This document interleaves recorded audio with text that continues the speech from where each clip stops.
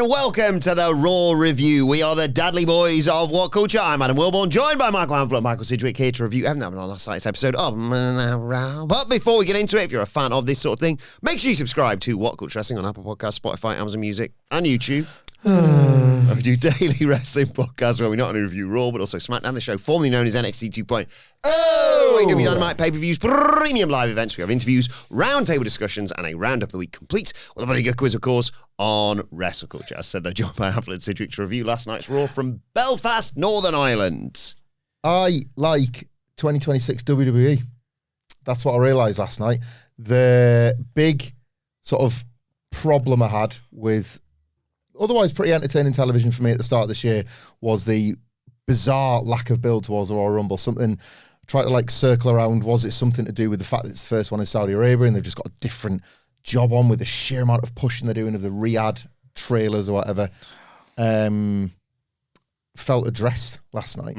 Like it was the second episode in a row where like big names have announced for the Rumble. Well, every name was announced for the Rumble. Another great looking match to the undercard. Maybe the only two matches that are going to go between the Royal Rumbles. I don't know. Yeah, thought this was a really effective Rumble build Raw and an entertaining episode on its own terms as well. Can I just shock you? Go on. I thought this episode of Monday Night Raw was very good. Really actively enjoyed it. A really strong main event that I was really almost hypnotized by, which very rarely happens, particularly in the Fed. And there was a bit of booking on this show where I was like, that's bold and interesting, and I can't predict where that's going to end up. Natalya will eventually turn back to being a babyface. Yeah, I don't care. I don't care about that. Oh, so it's not that, sorry. I don't think anyone cares about that. Well, I've got a game to make that interesting. Yes. So stick around. Yes. Proactive, that, isn't it? Isolate the thing that people might not like. How can we improve that? So WWE should look at things. Indeed. I really enjoyed this whole European tour that they've done. Like, I mean, let's not go nuts. Like, SmackDown I've been into WWE last TV couple of this year SmackDowns have so been, far. like, considering they've switched to 3 hours, have flown by for me. Really enjoyable. And obviously, big stuff's been happening on those as well. 3 hours never flies by in any situation at all. But, like, I do... Life's long. Not going to... And you die. Not going to punish the crowds for enjoying themselves, but, like... You should. You should. I've enjoyed these European crowds more than a few months back, let's say. Oh, God, yeah. Like, Has it helped as well? Do you think that it's been in this part of the calendar? We were all quite excited. I don't want to speak for you. Some of us were excited for the fact that they were going to fall in the WrestleMania build last year, and I actually think it hurt it a little bit. Maybe. So did the booking. The booking was bad booking, but it didn't feel like it really fit. I don't know if it's because you were supposed to be watching episodes of Consequence and WWE simply didn't have it in them to book necessarily week upon week of consequential TV in, for example, Belgium or the UK or wherever those shows were. Yeah. There was less need for consequential stuff at this time of year, and yet they've delivered some nonetheless. So you're possibly playing with tempered expectations maybe, but we've seen like a world title change. We've seen some pretty significant developments for the Royal Rumble on this week's one. 3 world title matches across the shows. Yeah. So like in a time of year where typically it's like, well, you got the Rumble, autopilot that bitch all the way to the big like show at the end of January. They haven't really done that. I've felt like there's been like things of consequence and visible effort made to try and keep some of these characters interesting rather than just putting them on pause before the Rumble. Don't get me wrong, we love America on this show, but Love-hate relationship. I think we also helped at the start of this show that they just showed shots of Belfast, and I sensed you two were in the same place as me. I'm like, God, I love Belfast. Oh, I love Belfast. Belfast, man. One of the day of days in Belfast on the WhatCulture Wrestling tour last year. Like the nightlife was really nice. The nighttime was great after the show. Everyone who came along to the show, wonderful time. Day drinking, just very leisurely in Belfast. Just a Guinness, then like maybe just an hour wander, and then a Guinness and an hour wander. Loads of banter. One of my absolute favourite cities. It was just fantastic. Way up there. Way up there. Well, to open the show after all that is, of course, GUNTHER. He comes out. They show what happened last week with the tap and then the low blow and the powerbomb and the win, obviously. But he gets booed out of the building. You tapped out chants. And he says, it's okay. Calm down, everybody. AJ made a mistake last week. He walked into our match with blinders on. He was so focused on making me tap out that he forgot he was in the ring with the greatest professional wrestler in this company, the longest reigning Intercontinental Champion of all time, 2-time World Heavyweight Champion, the man who put Bill Goldberg to sleep, and the man that made John Cena tap out. So you can tell that my future looks very, very bright, and it's going to lead me straight back to that World Heavyweight Championship. So therefore, I officially declare my participation in the Royal Rumble. And as the man who lasted 1 hour, 11 minutes and 40 seconds, bing bong, squeeze me, out comes AJ Styles to a huge reaction. And he says, look, I know you want to move on, but I don't. You and me, rematch, Royal Rumble. And quite rightly, Gunther says, no, I just said I was going to win the Royal Rumble. I don't really plan on doing double duty, so no. But AJ says, sounds like you're scheduled. Yes, we both know that your hands were raised, but you didn't beat me. I beat me when I showed you mercy. I should have ripped your leg off and beat you with the bloody end of it. Remember, you tapped out like a little bitch. Crowd are loving this, obviously. And he says, look, but if you're scheduled, just say so we can both move on. And Gunther said, no, last week I proved that I'm the smarter and better wrestler than you. There's no incentive to wrestle you again. So my answer remains no. And he goes to leave. He pauses and doubles back and says, actually, AJ, there might be something you could do to make this an incentive. Styles says, name it. He says, AJ, if you want a rematch with me at the Royal Rumble, I want you to put your career on the line. Think about it. Think if that's worth a hill worth dying on. But I expect your answer by the end of the night, unless you're a little bit scared. Right, okay. Should we wrap up the payoff to this and then kind of analyse it in one thing? Cause yeah, so later on, Pearce is like, what do you reckon? He's like, oh, pop in the Wilbourn household. I'm going to go and speak with my wife. Oh, where the Styles? Yeah. And I was like, she's laying down the law. And then subsequently, yeah, he'd spoken to her and she said, kick his ass. I seem to remember. I've not got my notes right here. Just all Wendy cursing. Got me a little bit scared. Freak. she said, freaking get him. You freak. You kick his freaking keister, Alan. Yeah, she said, yeah. Why don't you mop the floor with that, that European? Oh, God, Wender, let's not. Yes, his wife told me exactly what he was thinking. Kick Gunther's ass. And from a little east of Atlanta, GA. It's official. Styles versus Gunther with Styles' career on the line. I mean, loved it. Really strong performances from both. The booking. AJ was really good here, I thought. Wasn't he? Yeah. He was doing that thing that they're a little bit more permitted to do in WWE now when they've got enough credit in the bank, which is to be trusted to get the message out without necessarily following that exact word-for-word script to AJ. Bit of crosstalk. Yeah, he was trying to cut off he was saying name it, wasn't he? He kept repeating name it because he was getting more and more annoyed the more Gunther sort of strung it out, and you could feel like AJ, and that's how Gunther's going to trap AJ with this stipulation potentially. The finish last week, which, as I said, it was important that Gunther laughed at it last week because he was able to spin it as smart this week.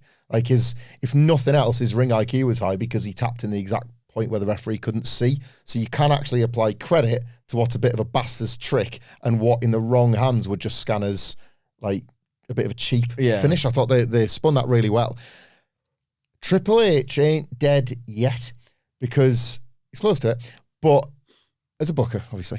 But the Gunther John Cena match followed by the Gunther promo where he saw AJ Styles and everybody immediately went, AJ wants to retire this year. This is what they're doing. We're going to get to that. They managed to book that match, set the story up and book the match and deliver the match with a finish without anybody going, I kind of thought that was going to be thrown into AJ's retirement. Never mind. And then it turns out they've used that match to do that. And it's almost thrown people off the scent. We didn't go into yesterday's preview saying, they're going to actually rematch this and do the retirement thing we all fantasy booked when AJ was the first guy to appear after the John Cena thing. Pretty especially smart. It's January. Yeah, pretty smart and bold, as you said. I'm assuming you were talking about this. Pretty smart and pretty bold that they delivered the match, gave you what was kind of promised from that initial exchange between the two, and have now managed to double back and reheat it in the course of a week to get to the retirement stipulation at a totally bizarre time of year to do it. And give you the out for that by having Gunther potentially losing the match and winning the Rumble. All of that is on the table for them to maybe get back to it again in December if AJ does have a retirement in the air and Gunther still gets him in the end. They have simultaneously given themselves all the outs and all the options and all the sort of scenic routes and given you what, actually promoting the match and delivering it. It's that, rare case of wrestling being able to like kind of like cheat it a little bit and satisfy the viewer at the same time. Really smart across the board and very well performed and played out as well. This Gunther AJ style stuff might be the MJF Bandido end-to-end mini Fued, notwithstanding the best thing in wrestling I've seen this year. Tanahashi retirement as well. Like, it's like they're great in terms of like a character contrast on top of everything else, which I'm about to praise to the hilt. Like, is there anyone better at reacting to Gunther's stoic, condescending, aloof smugness than like a very impulsive, like freak AJ Styles, who's got that sort of like intensity, and he's an idiot. Yeah, a little bit. He's a bit of an idiot. And he means well. He means well, but the guy went to Sunday school. Didn't seem to go on Monday, Tuesday, Wednesday, Thursday, or Friday. You understand? Get it? So he doesn't seem like the smartest, sharpest tool in the old shed, okay? Calling me a tool? A little bit, yes. So I really like how they interact with each other. Whenever Gunther's like, he's basically being himself. You can understand why that would wind AJ up, and he's very good at selling being wound up. Like, this is already 10 times better than the Cena retirement run. This can fizzle to utter shit. For the rest of it, it's like, well, it's probably got a similar high, if anything. What I really like about it is that it's way too early, and that is intentionally completely thrown me off, as you say. Like, I was completely thrown by the idea of doing the retirement match this early, because you're thinking, well, hang on, you can't lose. Surely you just do it at WrestleMania. So my head's already thinking it's not happening. But then, this is all quite dramatic and effective and unpredictable and bold, because then you're thinking, well, they can't have AJ beat Gunther, otherwise, he's just beat John Cena. This was his big platform. I like it when wrestling does something where the timing feels wrong, but there must be an idea. Yeah. They could always fed it.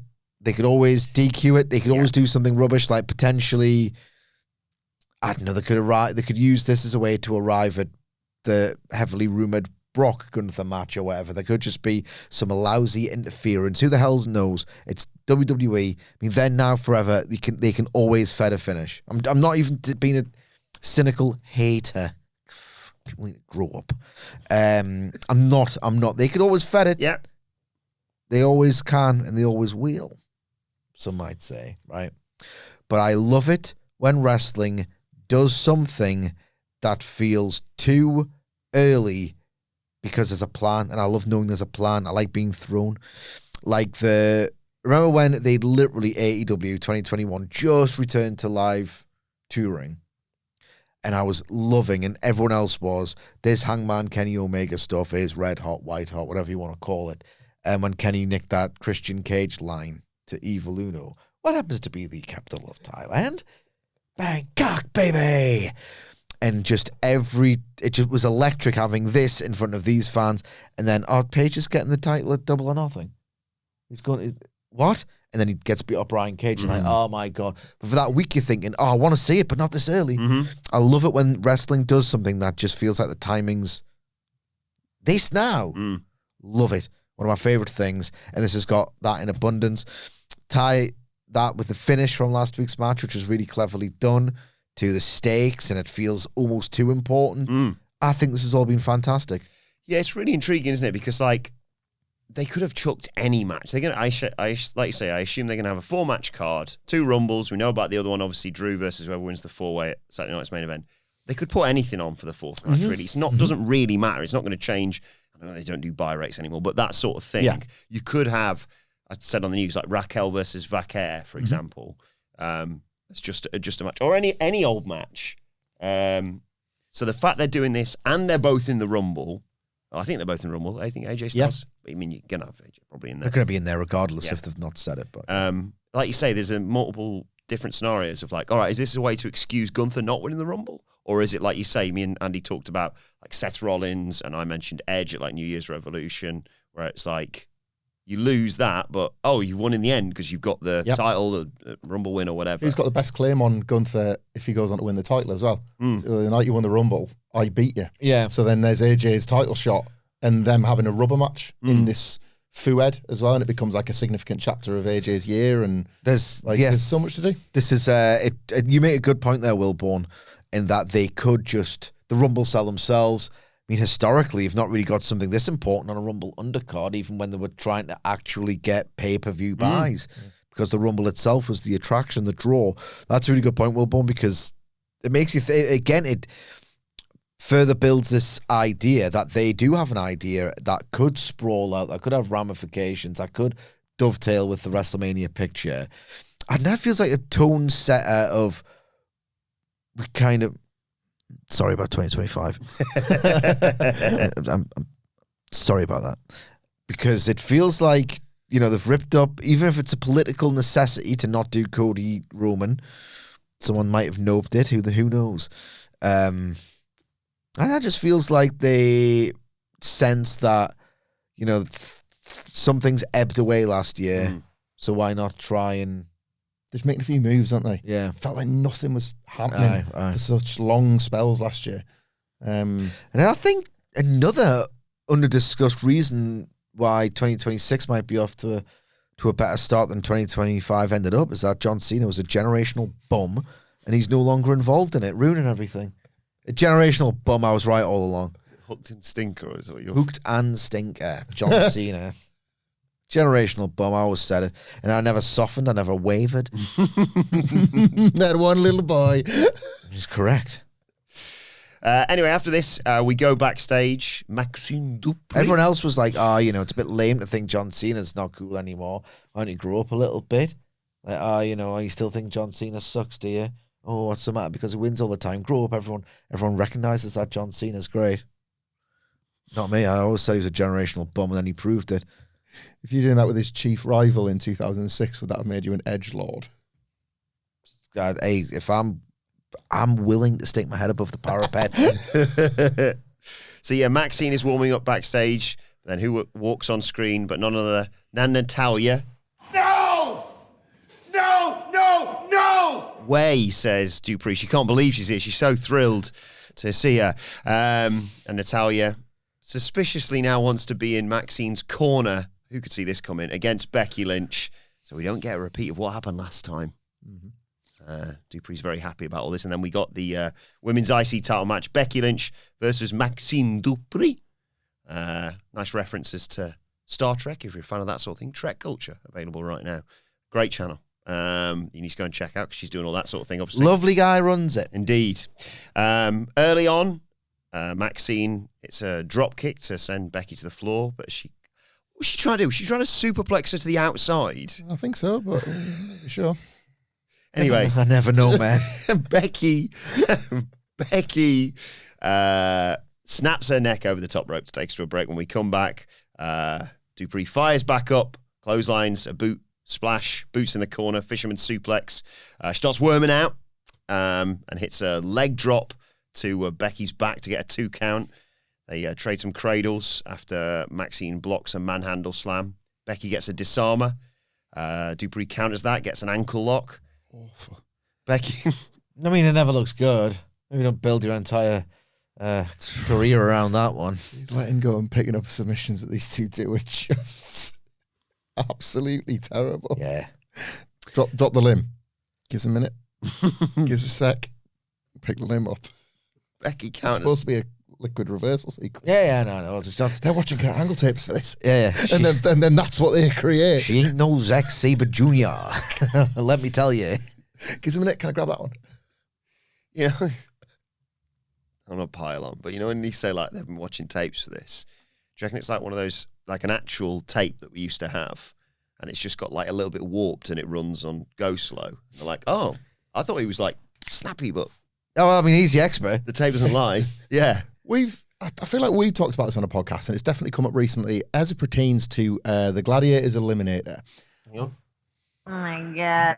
I'm sure you've mentioned this before, but like this idea that, maybe it was you said, the idea that the Olympics should also feature regular people to highlight just how incredible. Yes. No, I didn't make this up. Other people have said this Right, before, okay. but I always thought it was such a good insight into, yes, this would help. So like Watching also watching Maxxine at home Dupri is doesn't like think watching you.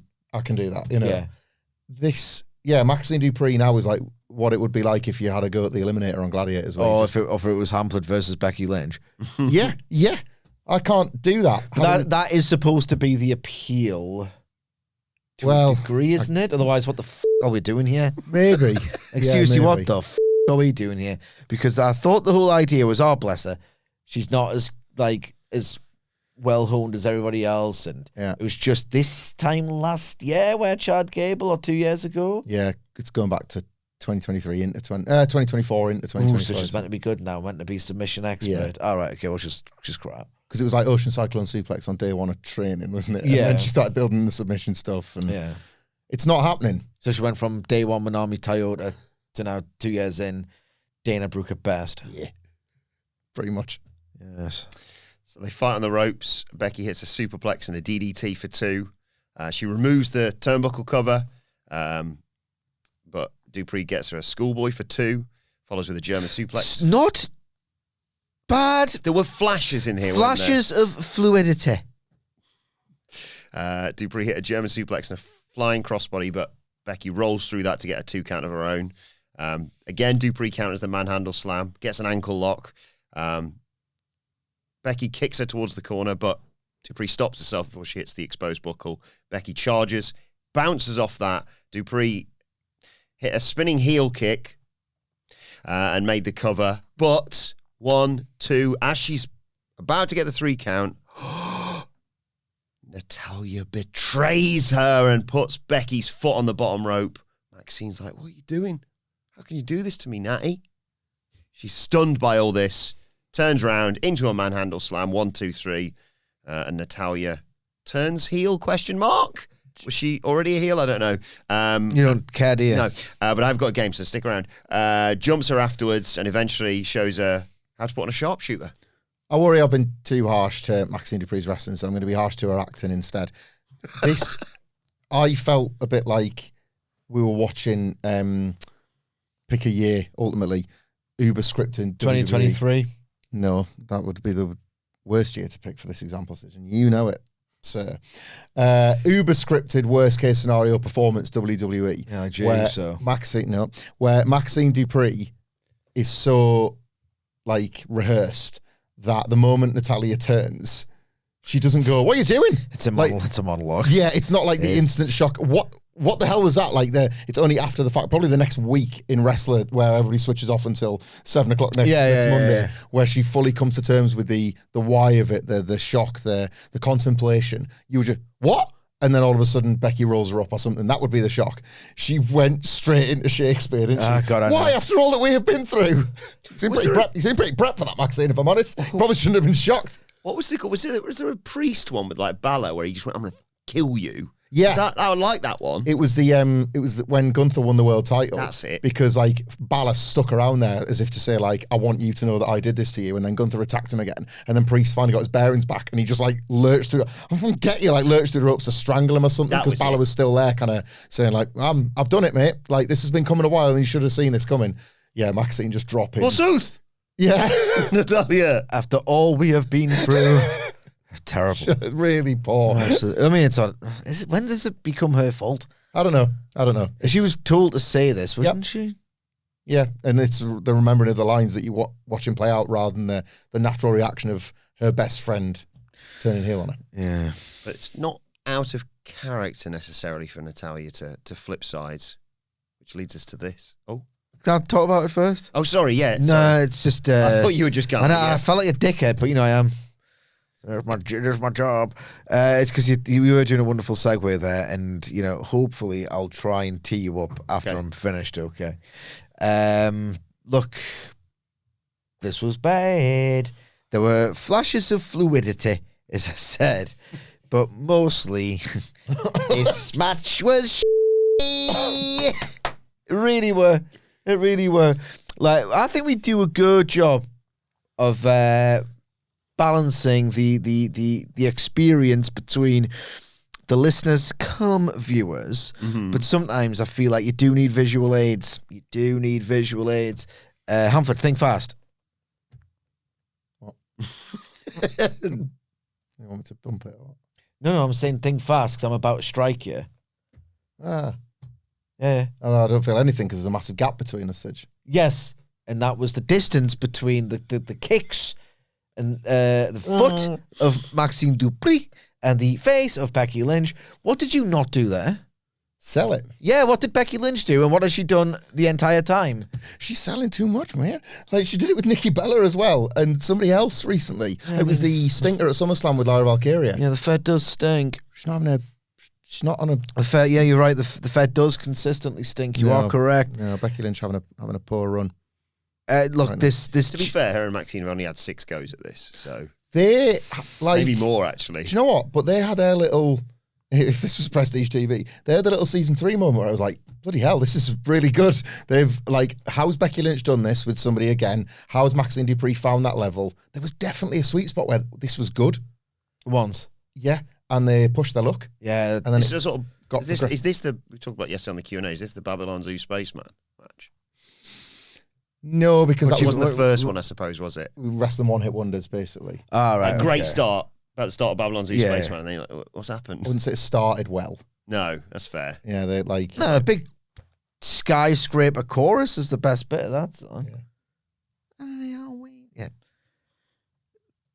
Yeah, everything else sucks.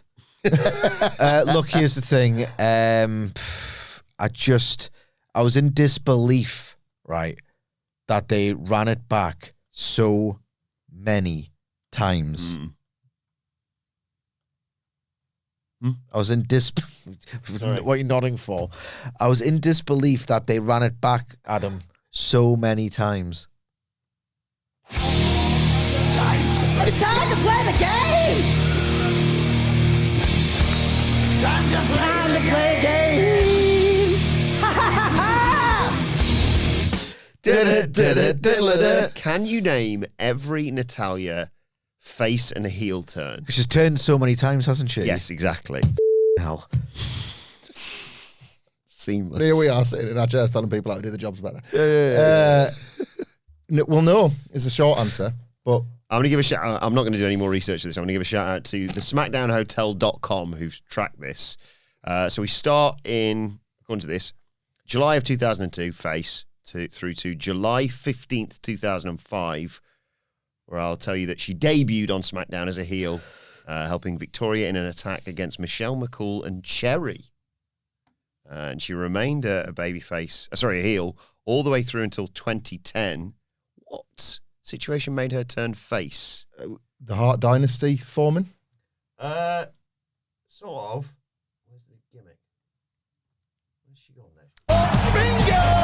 She helped Brett during the Vince thing, and that's, Because they'd put her with Tyson Kidd when he first debuted. Then D.H. Smith joined the party, and it's like, should we just put him in Brett colours and give him Brett's music and see if this works? It won't work, but we might as bland. well.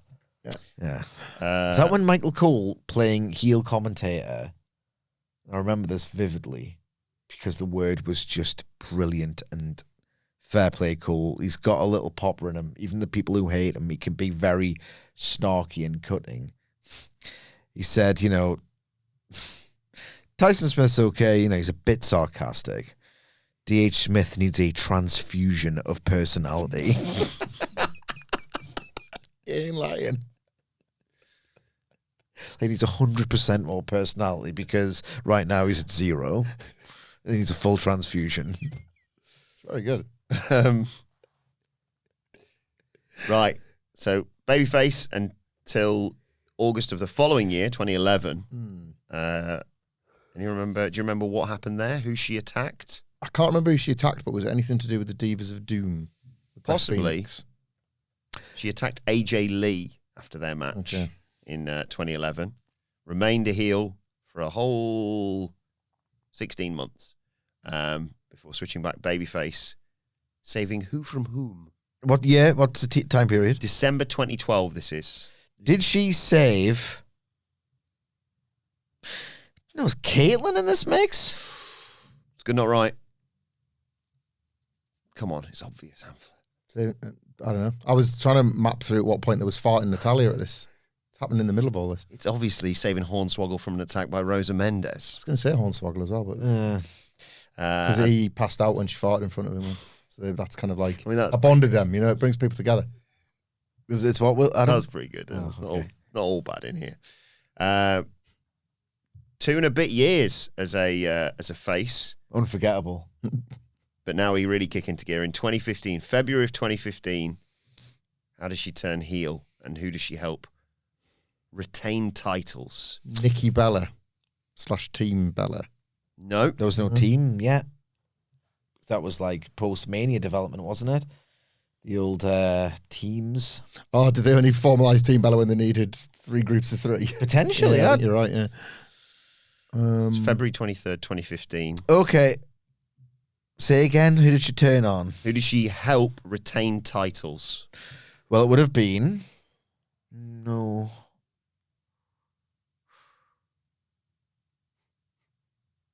Who knows? Think very close. You've got the most encyclopedic, Mm. Well, that's what I was thinking. fed-brained guy ever here. When was this? February 2015? Yeah. That was right in the epicenter of the Give Divas a Chance match. So Paige and Emma lost to the Bellas in that. Think closer to home for Natalya. Uh, Real close to home. Canada. No, as in, like, in her house. Who else is there? Tyson Kidd. Oh, Cesaro and Tyson Kidd. Yeah, the tag champions. Retained against the Usos and stayed as a heel for a whole 7 months. But do you know what? Like, they folded that quite nicely from the NXT stuff where Tyson Kidd was just a pure dick and he would get the Natty's husband chance and he would really resent that he was Neddy's husband. He would have his little headphones on and all that kind of stuff. It wasn't bad on NXT. It wasn't the worst thing. You know, and then everything got ruined up top. It is a barren wasteland of memory, this, isn't it? Yeah. In September of 2015, she returned as a face confronting which heel? So this could be Nikki Bella. Oh, and was this Sasha? No. That's a few years later when she... Yeah, that's 2019.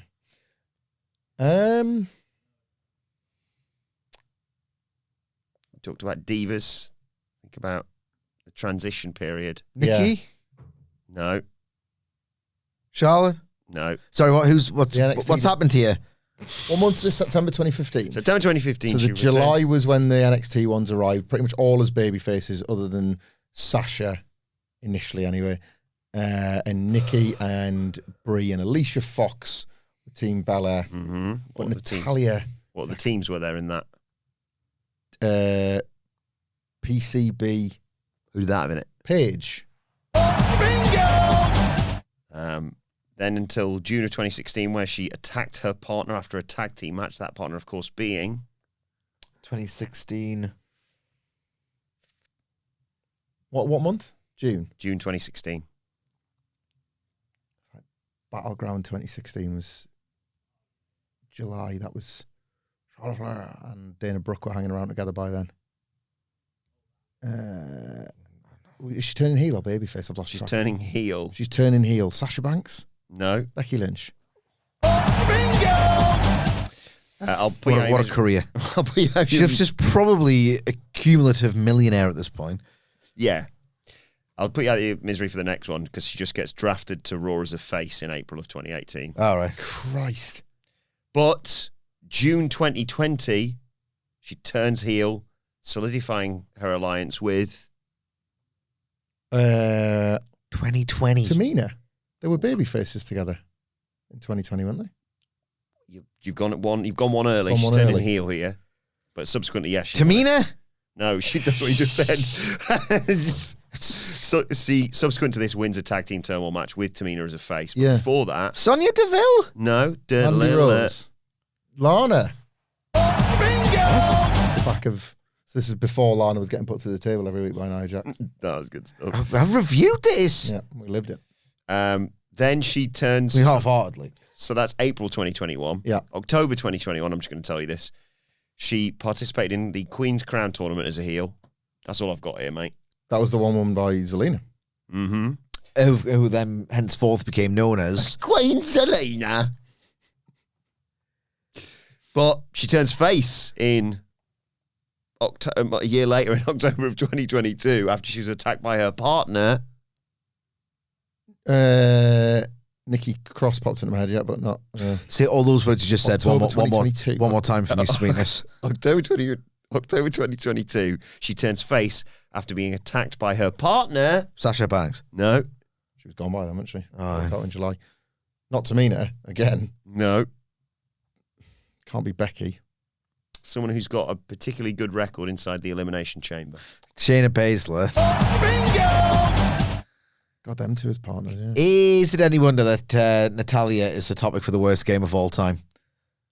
Remember that time? What was the AEW Dynamite, the anniversary shows quiz, when like me and you both wanted to not do them anymore after 5 minutes, and Wilbourn proceeded for a good 20 minutes. I got 6 main events written down here, so we're doing them. Like This might be the second worst game. Yeah. And it's Natalya's fault. Yeah, so she's face. I'll just do the final ones here. Then she just answers an open challenge by Becky Lynch as a heel. And then she turns face, helping Tegan Nox to defeat Chelsea Green in October of 2023 before last night, turning heel again. Yeah, Natalya and Tegan Nox. Tegan Nox, one of the many who Triple H brought back and assumed a massive No pop. pop was forthcoming, and it was a career killer. Yeah, that's right. No pop. 15 turns in total there. I mean, it's a lot, but what that does is it might fool the viewer or listener to this podcast into thinking that this has been like an eventful The listener career. come viewer. Yeah, but I would argue it's not been very eventful, despite 15 turns over 15 years. Oh, that's the entire crux of the quiz. It's just, what's she done? Nothing. Next to she had one good match with Charlotte in NXT. There was she was commended for her efforts, I recall, against Lacey Evans. Wasn't there a match like 2 years ago when everyone was like, that wasn't completely mediocre, well done? Yeah. Rhea Ripley won it. Was it? Yeah. That was Rhea Ripley one. She's good at Bloodsport. You like Natty. I like Natty, obviously. Different wrestler. Anyway, back to Monday Night Raw. And yes, this is when we got the AJ got to go and speak to Wayne Styles. Then Paul Heyman approached Pearce. 16 months X-Pac had been back in WWE when he started getting X-Pac heat. Oh, it drives us nuts, man. Ziggler, Natalya, all these guys. They deserve the...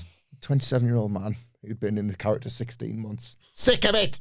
Where's my new? I need my new! We were responsible. It was our fault. Yes. It was wrestling's fault. Start speed of light booking. Yeah, I know. Aging wrestlers 20 years a week. Paul Heyman approaches Postman Pearce, who reminds him that Braun's suspended, and says the Vision best be on their best behaviour tonight. And he's also going to be there at ringside for this 6-man. Get to that in a second. There's a video package for Punk and Bálor. Then we go to the clubhouse. Raquel's not mad that Valkyria is not medically clear, because when she is, Big Sexy's going to beat her up worse than she did last week and win the title. And Liv's like, yeah, it's our year 2026. Technically not, of course. That's Year of the Miz. Thank you. Hoorah! Hoorah! Hoorah! I don't care about the Miz anymore. It's going great guns. Honestly. Anyway. What's happening then? It's on Wednesday yet, so I'm not caught up. Surprisingly good match with Randy Orton in what sounds like Nightmare Fuel for you. He has played his part, as he always does, in getting over young talent in actual meaningful ways. We continue to watch the Carmelo Hayes babyface run go from strength to strength, while also factoring into this What's that got to do with the Miz? everything, mate. Do you not see Melo don't Miz and the tag team? Like a lot of people are saying is the Rockers split of the 2020s. And let me tell you, they were all Okay, we're doing this facetious SmackDown bullshit. Completely. So I've lost interest in what you're saying. He was folded completely. into the rollout of Trick Williams, which has been a resounding success. Trick Willie is money. Yeah. And now that, what's Trick Willie? Doesn't happen without the Miz. It does. Little does. Anyway, 2026 is going to be the year of the Judgment Day. Finn and Raquel are going to be world champions. And Liv turns to Roxanne Perez and goes, when I first met you, I thought you were a liar, a schemer, and shady. But now I understand why we really need you. You're not just the prodigy. You're my prodigy. And more importantly than that, you're my friend. They're going to become the tag team champions at Saturday night's main event. And Roxanne promises to not let Liv down. And Liv's like, how you feeling, Finn? He says, I'm on my island. World Heavyweight Championship on the line. I'm not leaving without it. I was a bit initially, I was a bit underwhelmed with Liv Morgan's return, but I am now officially whelmed because, like, who's zooming who with her and Roxanne Perez? They have my attention because between this and then the in-ring stuff later on, I'm like, Liv could get got here and that's it. She's done and she's out and the babyface turn happens. Or, like, Roxanne's going to die, and I'm into both. Yeah. This is the Judgment Day. It's basically Raquel's call, isn't it? Potentially, yeah. And you've got the tag title match first. The Royal Rumble will organically split them apart for the good of, like winning the number one contender spot, which at the moment Liv Morgan's got to be seen as one of the favourites for as well. I like it. I like this clubhouse drama a lot. This is absolutely not for me. All of it. Well, maybe this will be. Jey Uso enters through the crowd. No Jimmy Uso. Gives a shout out to him and Trin, though, obviously. He says, look, we're focused on the tag titles, but he's also declaring himself for the Royal Rumble. He's going to become a back-to-back Rumble winner. No. Bless him. Every person in that locker room. He's got to believe it. He's got to. The character has to. He has to be scripted to believe it. Even though if it happens, I'll show me Arson Fenix window. When Cody listed the names and he absolutely belonged, like Hogan and Austin and Michaels and now Cody Rhodes. And it's like, look at you, bless you, Jey. It thinks it's people. Like, yeah, no one should bless him. It's a warning shot. 4 letters. Let's not patronise a guy who got that much of a push and squandered it. I'm just saying. Just bury him like he deserves to be. It's sweet that the character thinks he can win when he can't. Yeah, he can't. He can't. 4 letters, 1 word. Like obviously something. There's probably some very good reasons. I hope all is well with Jimmy Uso and Trinity Fatu because they've just won the tag belts and it seems like there's a reason why everything's had to go on pause. So just Yeah. Yeah. New Day and what's he called? A Big G. Accost Postman Pearce backstage. That's good stuff, that. I still like that, yeah. A bit of time for Xavier Woods on this show. Yeah, no, he's good. He's good. They're pissed off at the New Day about flying all the way over here on their favourite day, MLK Day. They wanted to be here to challenge the Usos for the tag titles, but now you got Jey out there declaring for the Rumble. Pearce says, I'm going to give you an opportunity. They think they're getting a shot at the tag titles, but no, next week they're in a fatal 4-way to become the number one contenders. It's not. I get why Sidge gets popped by like a funny thing that like Woods might do. I hate that this is the New Day. Oh, it's dead. It makes me it's quite dead. cross that, Yeah. It's like It's dead. you could, But I've come to terms with it, you see. like, you could release them, which is mad, isn't it? But you could, like, if you think about what, I'm not advocating for anybody getting the sack, blah blah blah blah blah. But like, if you think of the deals they're on, that up until say a year ago would have If been, you're TKO, yeah, you're thinking we're paying this much for these guys who are barely on the show. this terrible booking has put them in a perilous position, in spite of their efforts when they're given minuscule TV time to make it better. If it doesn't feel just, No, they could potentially be like on the chopping block. Is it simple as just turning back faces? Ooh, big admission of failure, that. Yeah, Big admission of failure. it's hard as well. Hard for these characters to turn the corner. Because Depends I feel like Sorry, Biggie. it's one of those where it's like they were kind of withering away before the heel turn. It's funny because like under Triple H, like they never really got a shake despite their enduring popularity. Yep. Let's move on to the 6-man tag team match. You got Paul Heyman and Adam Pearce out there, of course, to see Rey Mysterio, Penta, and Dragon Lee versus Logan Paul, Bronson Reed, and Austin Theory. But he had a good time with this. I loved every so bit of much this, fun. right down to the 1, 2, 3, which I especially loved. Yes. I also enjoyed. He's dead. He's absolutely finished once again. A lot of Austin's got a period.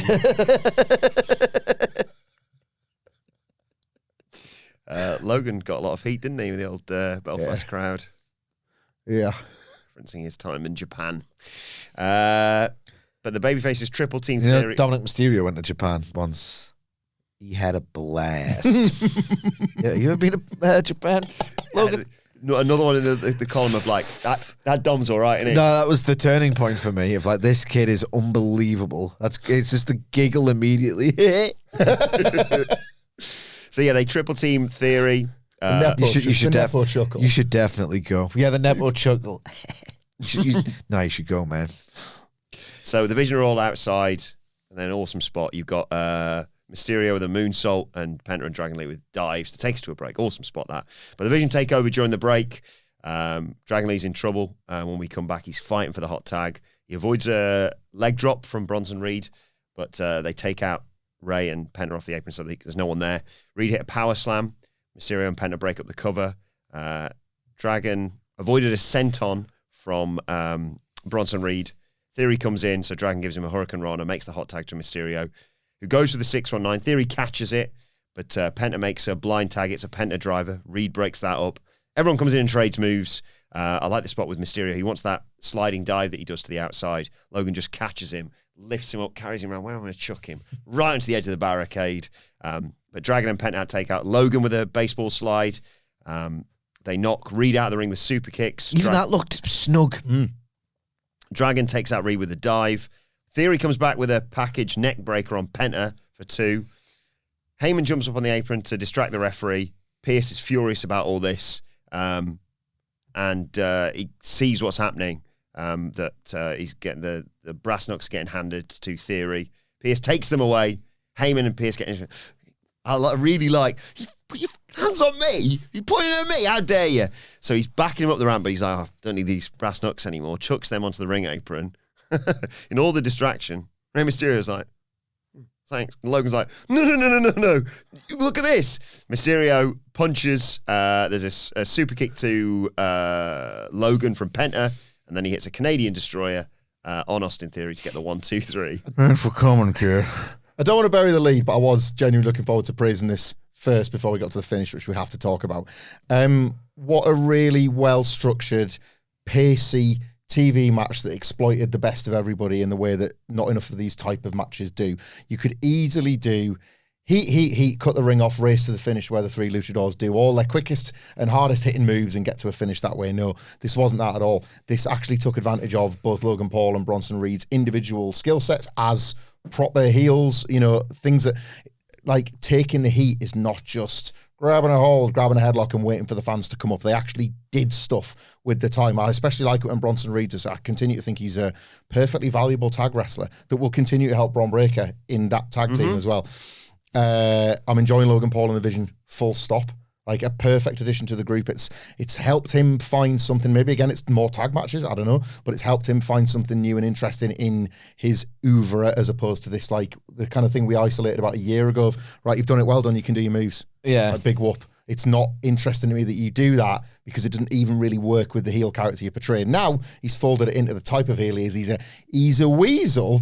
But he has got a couple of moves that would scare you. Like, so that's he's found that balance quite nicely. It was a bit later where there's the Pearce phone call, and he's like, "Oh, great, yeah." And like, there's Heyman's doing his thing. Bronson Reed's just looking intimidating. Logan Paul's just got his phone out again. What are you doing? Taking pictures and stuff, monitoring the whole situation. Yeah, like a great prick. And the baby faces, meanwhile, love getting to see smart, intelligent baby faces being able to do the kind of cheating that's permitted because you're taking advantage of a situation. Rey Mysterio's got experience.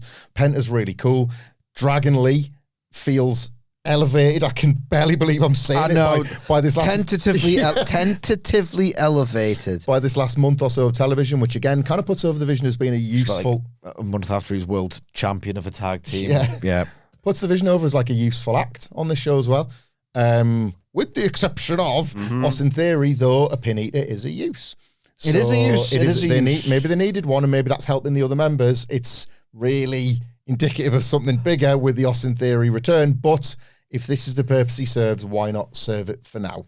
I will say Austin Theory's kind of a punchline of pro wrestling right now. The constant attempts to make him just become deeply ironic because, if anything, you're just stigmatizing him further as someone who ain't going to be a main eventer. He's found his level in this stable. Not the biggest fan of his, to be honest, but I'll say this. He bumped his absolute arse off for Rey Mysterio in particular. Like, that kind of thing is what gets you these spots and opportunities. Like Rey Mysterio is a medical marvel who was quite capable of doing this himself, but not Logan Paul. Austin Theory did do a really good job. He was turning himself inside out to really help Ray's stuff pop as much as it possibly can in 2026. I just liked the activity, the energy, the sense of action, incident. It was like you could not take your eyes off this, really. It was like I could scarcely believe this happened on a Triple H program. I'm not just saying it just to say it. This didn't have his energy at all. And I think that's one of the reasons why I liked it as much as I did. I will say, let's pump the old brakes on Adam Pearce. Last week's segment got a lot of acclaim and a lot of quarters.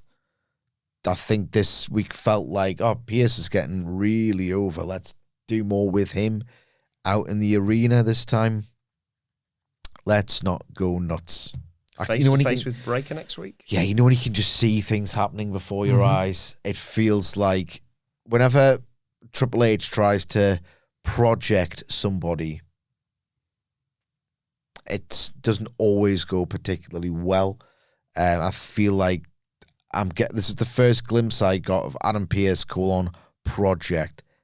I'm not sure. They did it with Pat McAfee, killed him. Like this non-wrestler project thing. I don't know. I don't know about this. It's giving you more Paul Heyman than you ever need.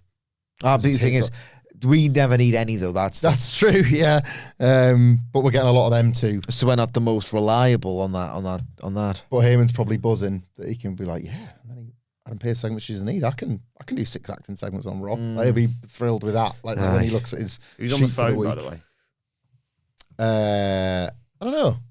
Like, what with Heyman? No. Oh, the one with Pearce? Yeah, after this, he's there with Heyman and Pearce. Heyman says, you're the best GM in Raw history, but we'll miss you when you're gone. And he gets a phone call. And then subsequently to this, just to wrap it all up, he says, next week, Bron Breakker, he's no longer suspended. I want to talk to him man-to-man, face-to-face. We've been steered into thinking this is part of Seth Rollins' return. Ooh. Because they're not having to commit to anything or even promise him. But the idea that he's on with Pearce and Pearce has got this extra thing in the background that the division don't know about.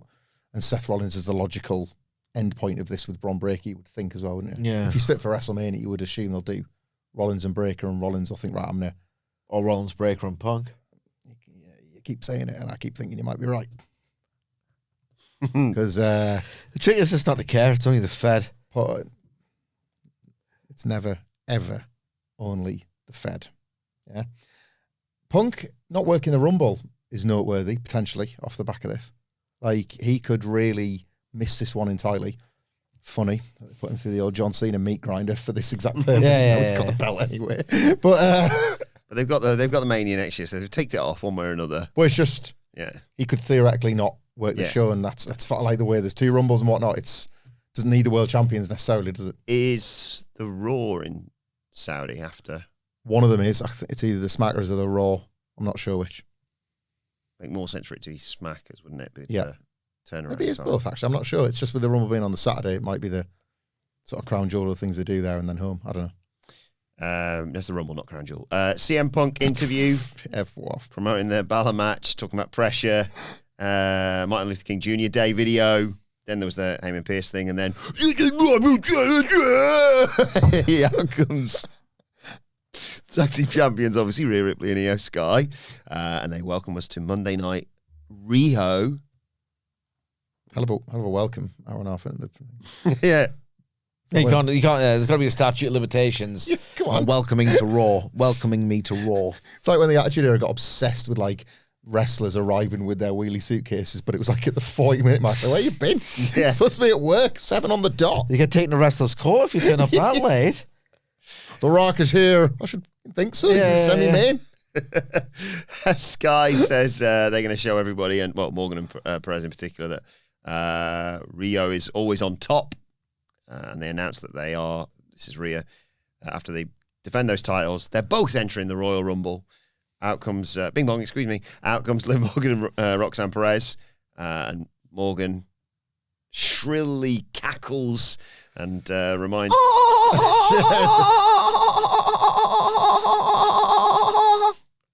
Business was back here. Yeah. She tells Io Sky that Rhea's going to turn on her. She knows because that happened to her. She'd let her selfishness take over. But that's not her problem.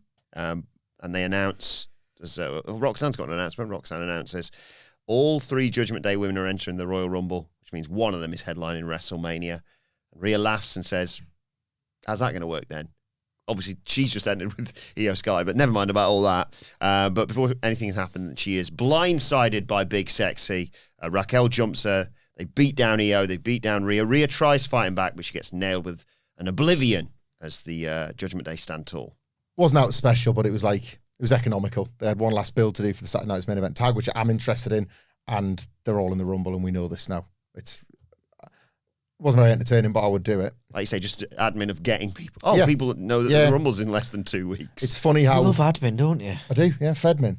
Like, it needs doing. You've got to keep keep on top of your admin. Like, I know. We were asking for Rumble build, and it's not that hard to deliver it. Wrestlers that you like, or star wrestlers saying they're going to be in it, is Rumble build. They went through this period years ago where it was like qualifying matches and stuff. There's only 30 spots, and there's not that many over wrestlers typically. Like, it's kind of picks itself. pretty simple, isn't it? Yes. Yeah, I'm in it. Would you say, Sidge, this segment was better than the sum of its parts, or would you say generally No, I saw this. a whole is better than the bum of its farts? I saw you put this over on Twitter yesterday. I presume it was something you came up with on your SmackDown coverage. It was, yeah. And it's terrible. I don't know what it means. It's a thinker, isn't it, really? No. A hole is better than the bum of its farts. What does it mean, though? What does any inspirational quote mean? I mean, if I can help somebody out there who's going through something. Have we done this? I've got a weirdest sense of deja vu. Deja vu. Is that really worth a belly laugh? Yeah. So quick. Don't finger gun me. If you've got a real one, I'll take a bullet to the dome right now. But don't do it with your fingers. Make it count. Gooner comment of the week coming. Make it count. But then you would have a hole in your head, and you know what they say? The hole. It's better than the bum of its farts. I wouldn't know, would I? Because I'd be dead. Looks like the happiest outcome for you there. Yeah. Saw this on you, like, trying to be funny. He did the quote and then dash Adam Wilbourn. You know how I know this? Because he told me as he was about to tweet it. Yeah.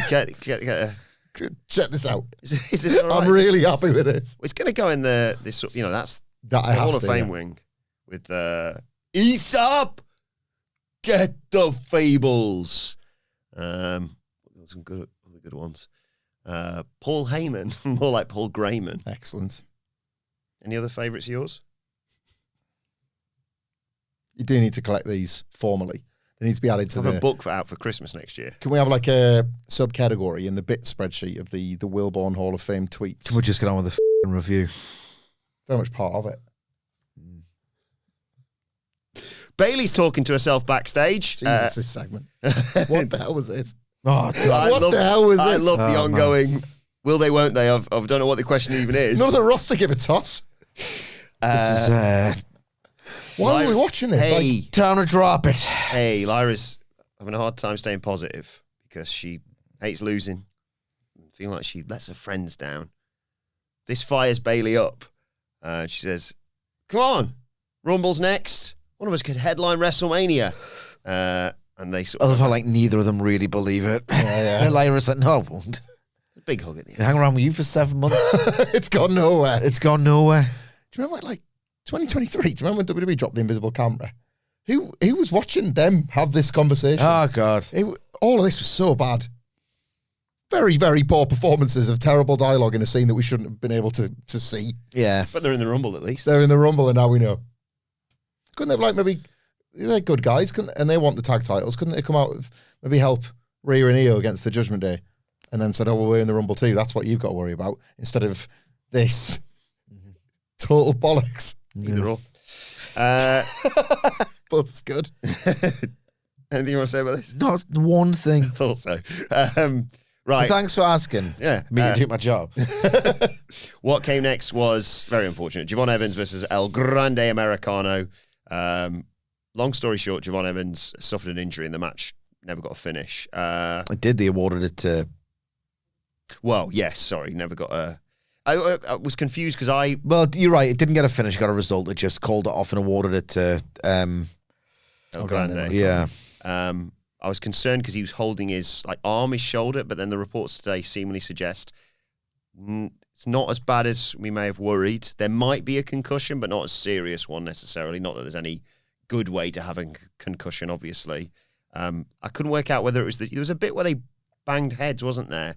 Yeah. I wasn't working. I was trying to work out where it had happened because it felt like he got a springboard clothesline or something to take us to a break, and then we came back and he was just down. The whole thing was jarring because nobody knew nothing. I mean, it was right down. Michael Cole didn't know what his name was. God, yeah. As oh dear. As he was walking away, as you say, he was nursing his shoulder. The commentators already speculated on initially because he was down on the floor, a problem with one of his legs, and then he was stood up and walking. So then it moved to shoulder because it looked like we were saying that at no point was a head injury discussed on telly, and then that's what the report comes out because there was no incident. I mean, I haven't seen. I'm assuming people on Twitter have probably slowed a bit of footage down or said probably there. It was quite. I was checking transfer rumours this morning, so I didn't really see. But It's January transfer window. We've done all our business after about 3 days. It's weird. They need to change this January transfer window. It's hardly ever any activity. Not as fun as it was. In a post PSR world, January transfer windows might as well not happen. The summer transfer window's gone even more insane. I don't know, man. They need to completely change it for me. Change the system in a way that Newcastle get better players in good time. And I think that solves everyone's issues. Everyone's happy. And it was because it was Javon Evans as well. Yeah, I hope he's all right. The noises seem to be should be fine for the Rumble, which is my immediate first concern. Yeah. Well, as opposed to his health. Yeah, after his well-being, I should say. Do I get to watch my favourite wrestler do exciting, cool moves at the wrestling show? Or is he going to have brain damage? But Pa, we need him. That boy's bouncy. Get well seen, Javon Evans. Brain damage... More fun for me at the Rumble. Brain damage. More fun for me at the Rumble. Well, who can say what's more important? Brain damage, extended run with the IC. Brain damage. Bring back the prestige to the IC. Brain damage does the JLB to the skull crushing finale in 6. Why are you bringing up the Miz again? Why not? Hoorah! 2026. They're going to wrestle. He's like, yeah, we're having fun together. I mean, you bring up the music. He's like, oh, it's not going to do this. Fun's over now. You missed it. I'll start talking about anything I want to talk about. Missed till the day I die. Finn Bálor interview, good interview. This he sort of talks about the magnitude of tonight. He says they're on my turf, on my island, in front of my people. Tonight in Belfast, there's going to be a new Irish World Heavyweight Champion. Crowd are loving this, obviously. And then we get another awesome video package for Obafemi. And this is the bit where we got the Vision and Paul Heyman and Bron Breakker's back next week for a face-off with Adam Pearce and presumably getting into the Rumble. Yeah. Or killing Adam Pearce as well. I would rather it was the Rumble thing than I'm with Sidge on this. The Adam Pearce thing needs to be dialed back a bit for me. You take it to a point, but it doesn't need to spiral into a match. It's just funny how many raves he got last week. Do you reckon he could have a match, Adam Pearce? Probably. He's a former NWA champion and all the rest of it. I don't want it, but yeah. I like... Was it the Rumble? What year was that? that? 2021 with Roman Reigns for a week. They made the graphic. The thing is, right, I know that there's probably lots of things to pick on. With the I team. wanted them to do Aldis versus Pearce when they were having little squabbles. There was initial Who's beef, that? wasn't there? Nick Aldis is the general manager of SmackDown. I did wonder, yeah. The GMs are not perfect. God, it really, really puts me in the mood, the SmackDown coverage. Oh. Just disingenuous really, isn't it? No, man, like, people loved your presence as a part of it last week. No, they didn't. They want more. I tell you what, it's not happening. Where's Sid? Speaking of it's not happening, people we were on the Q&A yesterday. People want a lot more of your reviews of TNA stuff, by the way, man. Oh, right. Yeah. Oh, no. Oh, dear. Goodbye, Collision review. Hello, TNA Impact review. It would make for an interesting experience. No, I'm not going to talk myself into it. Yeah, the GMs are not perfect. Is the rating out yet? I was going to say it must be out soon, right? I'm sure I would have heard about it. Oh, 6 figures. 6. I'll have a little look scheme. We count. They count. I heard some podcasters were talking about it. Does that count? The Dudleys watched it. Tommy Dreamer told his family to leave the telly on when they went to sleep. So that's 4. Yeah, I like the GMs where they are. I understand the temptation to push it a little bit, and every now and then a bit of physicality is okay. You had it with Cody and the SmackDown GM. Forgotten his name already. Who else was doing that for a while? Somebody else was. I mean, Avar. Kevin Owens. Owens? Back on. Kevin Owens like needling Yeah. SmackDown for a while. Yeah. But they've held back, and I like that. It shows discipline that they've been in these roles as long as they have, and they've not thought, right now they've got to get them in a match, and there's got to be a stipulation. It was towards Mania, wasn't it? Because everyone was saying, like, is he going to be the one to replace Owens in the Randy That's right, match? Yeah. And then this was where we got Styles talk about his wife telling him to kick Grande. And then we see Asuka and Kairi saying in the locker room, obviously they lost the titles. Not yet. It's got to beat AEW Dynamite January 14 on TBS. 526,000 0.08 18 to 49. It's got to beat that. No chance. I mean, the rerun might have done better after people have heard the reviews of it, but like, I got to see this for myself. I mean, what the hell happened to this business? I mean, yeah, that's goodness me. That is the lead. Asuka. That's the lead. Asuka says Kairi embarrassed her last week. 008, James bombed. Anything? That's good. It's quite good, that. Saying lost the titles and she lost last week. That hurt almost as much as Io Sky turning on her. Kairi profusely apologises, promises to make sure Asuka's going to win the Rumble. She'll do anything. And Asuka says, good girl, don't make me yell at you again. No, Asuka's great. Yeah, no difference really between this and the Bayley and Lyra one other than the performances, which got it over the line. Because again, like invisible camera Rumble announcement segment between tag team partners that don't really get along very well. But Asuka and like Kairi's performances take it over the top. There's a lot of like talent in that women's tag team division. You know, you've got the people we saw tonight. Sorry, what's wrong? Nothing. We've got the people we saw tonight, whether that be Kabuki Warriors or Rhea Ripley and Io Sky or Liv Morgan, Roxanne Perez. You got Charlotte Flair and Alexa Bliss, and then of course you got Nia Jax and Lash Legend. A lot of love for Lash Legend online. Actually, I was reading about this recently, which actually conveniently leads us to this week's Gooner comment of the week. And I promised myself I'd remember this, and I did from last week's Raw review in the YouTube comment section. What to do it about a bloke this time? Oh, I've already done this next week. Next week, yeah. I want to shout out James9399 in the YouTube comments from last week. We will continue this, and I'll forget to use your name going forward, but he said you need to start referring to it as the WWE Gooniverse. Yes. Good. Excellent, James. Excellent wordplay. But Lash Legend, we've talked about her a lot in NXT and the talents that she's got and the talent she's brought to the main roster. Moonlight wants to highlight a particular aspect of Lash Legend, writing, that is an ass made for worshipping, which is very nice. And Kevin seems to... No, it isn't. Kevin agrees. That ass could, in fact, bring world peace, which is quite the claim. They want nice things, don't they? These people, they want nice things. They want a better world somehow. Yeah. Nick writes, I give you full permission to reduce my pelvis to dust. All right. Hey, at least one of them grasps the idea of consent. Yeah. That is genuinely. Overdue with some of these guys, isn't it? That is progress. That is progress. Chris says, Chapter 68, at least one of us got it. Yeah, get him, Sid. Chris says, you know, like there's necessities in life, isn't there? Yeah. Food, water, shelter. Shelter. Yeah. Chris writes, I really need to have my face so deep in her huge, sexy, and perfect ass for hours. I want to eat that ass for breakfast, lunch, and dinner. Read the ass at midnight when you want to snack. Everyone does it. That's it. Not to, Just go open that ass in the middle of the night, you know. I know I shouldn't, but I'm hungry.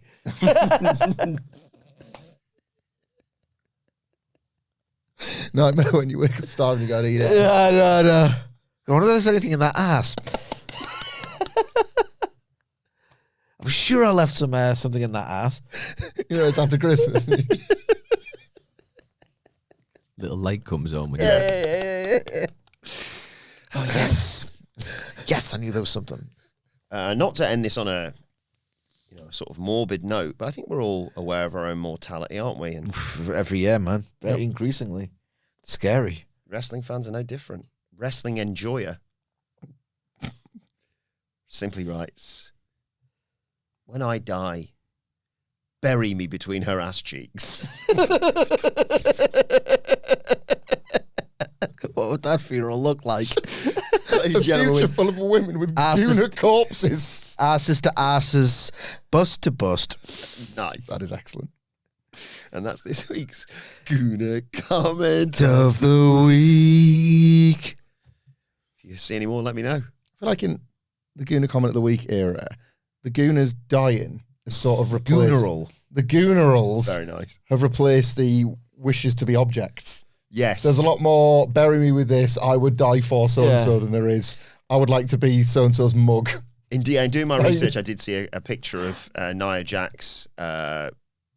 She was sitting on a chair over somebody, and the only comment I got from that was someone that wrote "lucky chair."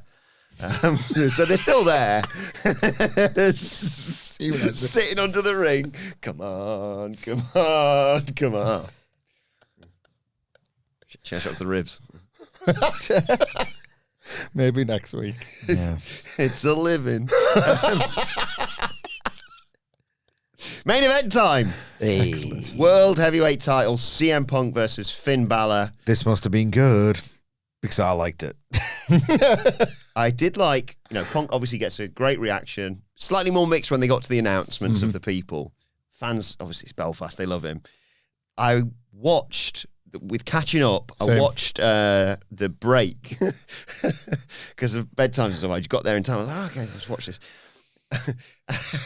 As I watched, as they're like, normally they walk around or they maybe got, like Becky got a promo, for example. I watched him just seemingly lean on the ropes and say, "You, after I kick his ass, you come in, I'll kick your head off, and you as well." What was going on? So he got this massive reaction, this huge pop, but he knows that Balor's coming out next, and the way they've set up, and we'll get to this, is a phenomenal presentation of Finn Balor for this one-night title match, but he knows that's all coming. So he's got this ad break to basically just find enough pockets of the crowd that he can make them hate him, that with any I'm of them, probably heckling him already. that isolate those, and it's like, right, there could be a ripple Here effect it comes, Phil, sort of thing. Yeah, there's a ripple effect. If I can get them, the little group around, I'll think, I can get him to interact with me here. And then all of a sudden, you've got these little pockets of the crowd that as the match wears on, he gets... We said it was going to be quite a unique crowd response, because I don't necessarily think that these European shows have made insta-heel baby faces out of matches that you would expect. But I thought that was a really nice touch, because he's smiling at first, and then as you actually listening on what he's saying, it's like, I'll deal with your boy, and then I'll kick your teeth down your throat, step between the ears. Nice, we're doing that, are we? Yeah, you said it yesterday, didn't you? You said there is always that bit of him that welcomes this. Oh, he loves it, man. He called it an away game, didn't he, in his interview? Yeah, It was he there's loves that it. little It's just he's got this very antagonistic personality that has almost invariably resulted in stories and incidences and conflicts throughout his career, most of which he takes no responsibility for. So Finn Balor enters to his original theme song, says Balor Country on the screen. I was like, I think he's winning the title. Yeah, I don't think that. so great, man. But this was very, Huge very reaction, good. didn't he? This, yeah. just effective, just really, they left a gap so they could people singing the ole ole ole. Out it comes. Did with he the- miss the first one as well? Because he said, I like that. So he missed it, right? And then he spun it by saying, I can't even hear the music. And you believed it because the pop, obviously he's missed it, but he spun it really well. Like me and Nicholas were talking about this morning, because I messaged Nicholas in the moment being like, because NXT stuff, I was just like, you know what, I think I need to say this more. I think this is one of the best entrance themes ever. And maybe it's just the absence making the heart grow fonder, because he brought it back. Do you remember at NXT Homecoming at Full Sail last year? And it was like, Finn Balor again.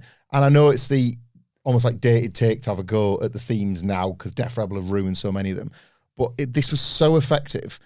I was sat there thinking after the fact, one more try as a singles run, the proper singles run under a Triple H that loved him when he, like, probably not. I'm not even sure Finn wants it, but I was worked over the course of one entrance thinking when this Judgment Day thing is finally wrapped and we've done Judgment Day Hollywood and Judgment Day Wolfpack and we've really dealt Judgment Ray, we've finished the whole deal.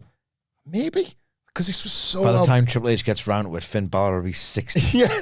But he was just so well branded and packaged in that original Best NXT night run. in forever, this. It was brilliant. This is his best night in forever. I thought this match was really, really good. So good sort of back and forth early on. Dueling chants, obviously louder for Finn. And Punk hits a suicide dive, sending Finn over the announce table. Stands on there and poses as we go to a break. Did his own version of the hand thing, didn't he? Balor fights back after the break. They trade strikes. Balor hits a Pele kick, sets up for coup de grace, but Punk meets him up there. Love this bit. He hits a superplex, goes to sort of... yeah. Keep talking, buddy. He goes to, get up or maybe even take it into like the Three Amigos, basically, and Balor immediately senses that, grabs his legs. Great 2 count. Balor dumps Punk out of the ring, hits a flip dive. He gets back in there, shotgun drop kick. Again, Punk dodges the coup de grace. The crowd just boo as he hits the GTS, but Balor kicks out. There's a shot of a fan who's like, come on! Punk responds to this by just standing there and spamming elbow drops. He's like 3 in a row. Gets the Anaconda Vice. Balor gets a rope break. Balor fights out of a GTS. Sling Blade, 2 shotgun drop kicks. Coup de grace. Great near fall. Punk goes for GTS again. Balor counters into a roll-up for 2. But then as Balor goes after Punk, single leg takedown from Punk. He rolls over to his feet, hits a GTS, and gets the 1-2-3 to retain the World Heavyweight title. Helps Balor to his feet after the match. There's some words exchanged. There's a handshake. There's a lifting of the arms, and a little nod to close out a great show in Belfast. There's a nice... Did you see Balor hanging around at the end of Raw and you think, is he going to run and attack him and just get the heat of the show? But it's for a nice thing. It's worth going and have a look on the WWE YouTube channel of Balor getting to address the crowd afterwards, which I'd recommend people watch. It's like a nice add-on to this because presumably everything resets and goes back to normal next week and we're back in the clubhouse. Perfect one night. Dom hasn't watched this, has he? No. Did you? Did you win? No. Okay. Yeah. Perfect, like, one night match, 2-week mini story thing that there needs to be more of. Again, like the Sidge flagged up MJF Bandido, and I would welcome more of these MJF programs for him in this title run. Not quite as good as that match, but like nearly for me. CM Punk's, the Gunther one, I still can't quite make my mind upon from SummerSlam because I share some Sidgwick's complaints with it, but I did really enjoy it in the moment. But in terms of like ones that I think were without debate, probably CM Punk's best match since Sami Zayn around this time last year, also on television, just has that way on TV, CM Punk, knowing that he's the top baby face, of measuring when to turn the dial slightly on how much to be a heel. You cannot do it. I know he was like winding up some fans before the bell rang, but you can't do it in the opening 2 or 3 minutes. You've got to wrestle your way into it. He never betrays that feeling of reality. It's what we put him over for, as why he's a difference maker and why he on his day, why he still feels different to so many wrestlers, and the way they wrestled themselves into their natural personas they had to play here, I thought was really elegant. It was the exact match I was hoping for. I was really worried that the intricacies of the mat work were going to lose the crowd early doors, and they wanted that, like, they wanted it to stay as a football match, and they just wanted it to be end to end. And the wrestlers were patient, and the experience shone through. And by the end, that's how you get the finishes. The finisher kickouts were so much better than WWE's recent overuse of them in Cody and Punk matches, especially. It felt earned. This wasn't spam. They both got one kick out each, and it was through grit and determination and the fire that Balor had as a babyface, and the kind of Punk now kind of owning that world champion role of, you can't beat me. Like, Punk has very quickly, quite impressively morphed into the guy that can't really be stopped as this world champion. Like, maybe it's because he's above this belt. He is. But it's still, you still have to carry yourself as the top guy, even though this isn't really the top belt. Punk knows how to do it better than most, and I thought he did that brilliantly here. He only really little brothered Finn Balor at the very start, and then when he realised he was in a fight, like, there was no more of that. There was no more kind of like patronising, slap you around pro wrestling. It was even all the way until it wasn't, and the better man won. But Finn Balor at no point didn't look like that weaker individual until the very, very end. Really elegant is the word I'm going to use. This was so elegantly arranged and structured and perfectly worked to that point as well. I don't really have a problem with Punk getting gassed. in the way that, like, you flagged it a lot, Sidge. Like, I think he is old and should wear that physical damage, and the fact that he just doesn't have the engine he used to have. He used to look pretty gassed when he was young, but he just looks even more gassed now through the greying beard and the fact that he's, he is, what, a 48 or whatever he is. But it was interesting, like, Corey Graves was calling him a cardio machine here, and this is one of those nights, well, this is it, right? On another match, he'll be like, poor choice of words. Don't work me, Corey. But he didn't look like... Don't work me, gravy. He didn't... This was the night to say that. Yeah. Because Punk was with Bálor the whole way here as well. Or maybe they were both... Balor's deceptively older, isn't he, than you think. So maybe they were just working at a slower pace and you never saw it because the work was so elegant. Loved it. I thought this was very, very, very good. Not quite great. I'm trying to reserve my greats. I'm trying not to say it all year, but my God, this is very, very, very good. Elegant is a perfect way to describe it. I thought the storytelling here was fantastic. I did not expect them to have this so much chemistry. It just felt like they seemed to really enjoy working together. I really, the spot that you loved and pointed out, I also just, I was just purring really watching that, because I love the storytelling of Finn Balor is more likely to go to the air than CM Punk. We saw the coup de grace. Like, Punk's got that. He's the perfect person to sell that move as well, Punk. He's always good at, like, crumpling and grimacing. I mean, he does that when he walks up the stairs, but be that as it may, I digress. He was he's always good at just the little things of, like, conveying the agony of something like that. But they were telling the story that, like, Balor, like, CM Punk, I don't know, like, every now and then he just has surgery to remove the lead in his ass. And that was what happened here. He just seemed a bit zippier, a bit more motivated. I don't know. And maybe he's in there with a total pro. This took a giant piss all over the Braun Breaker match for me, which in itself was probably an indictment of where Braun is or should be, or where he isn't. The contrast was bad for Braun. This was an indirect bad night for Braun, because this is just two pros who know exactly what they're doing it to a very, very high standard. But I love that spot of the leg trap from the superplex, because they'd been sort of telling you all along, Finn's a bit quicker than Punk is these days. Finn is in a better cosmetic shape than Punk is these days. And then, hang on, he's almost equally as cerebral and clever, and he's got that wit, and he's got that much about him, that deceptiveness that Punk's got as well. So that one spot sort of inched me closer to the edge of my seat watching this, thinking, oh, hang on, he's kind of got everything that Punk has, and the mind for it as well. And it just sort of subliminally got me in the moment, and that maybe that one spot alone of, like, God, he's clever as well, isn't he, Finn Balor? Especially when he does seem to go through autopilot quite a bit. This one spot genuinely made me think, he cares about this, he's thinking about this, he's studied for this. Right, let's go into the finish. I thought this was really, really, really well done. And I try not to be biased against CM Punk, but, he did kill something nearly 4 years ago now. 3.5 years ago, something in my wrestling fandom. And it's Tony Khan's fault, and I've mentioned this as much as anybody else, for grossly mismanaging that situation. But something died in wrestling that day, and I don't think wrestling has recovered since. Genuinely, I don't. So it takes a lot for me to go, you know what, that was pretty damn class, that. Last night was pretty damn class. Proper stuff. The finish, just want to praise that as well. The simplicity of it, ultimately, after this great wrestling match, the wrestler's best move gets it done. It's that thing where, like, old legends who got massively over, let's take a Jake Roberts with a DDT, but there'll be others, like, do that thing where they'll watch younger wrestlers who just aren't as over as them yet, or aren't as smart out there, doing 50 finishes, doing whatever it takes. It doesn't be like, don't need to do that, you just need to do it once. It's like, well, it's not really fair. Punk and Balor are just levels beyond so many of the wrestlers that feel the need to do 20 things. But it is great when just something as simple as, well, yeah, we had one kick out each, but then the match carried on, and then I got you again. The end. Yeah. There's the crushing defeat of the better man winning. Like, you can understand why the veterans go down that route of being like, come on, just do it once and make it mean something. Now it means out with him out unless you need the credit in the bank as well to be able to do that. Oh, well, wrestling discourse being circular again. Who'd have thunk it?